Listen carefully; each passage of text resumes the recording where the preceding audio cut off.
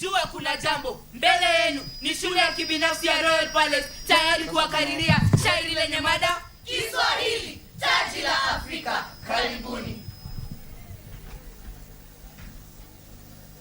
Hodi, hodi, hodi. Karibu, karibu. Tumeleta nini? Kiswahili cha fahari. Tuimbe, tugani, tukitukuze Kiswahili.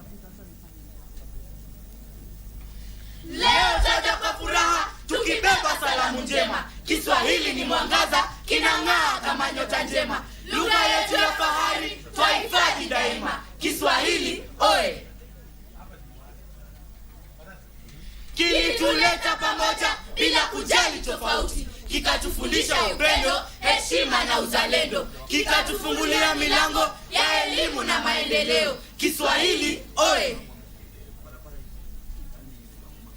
Darasani twakijifunza, nyumbani twakizungumza, sokoni twakitumia, duniani twakitangaza, kila kona twakiimba kwa sauti za matumaini. Kiswahili, oe!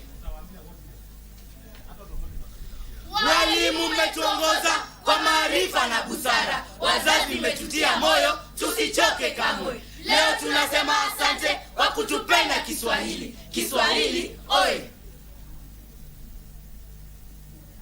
Sanaa, nyimbo na mashairi, vyote vyapambwa nacho. Hadithi na methali hutufunza hekima tele. Urithi wa mababu wetu tuulinde milele. Kiswahili, oe! Tusiogope kukinena, tusione haya kamwe. Tukisome kwa bidii, tukiandike kwa ustadi, kizazi chetu kitajivunia lugha hii adhimu. Kiswahili, oe!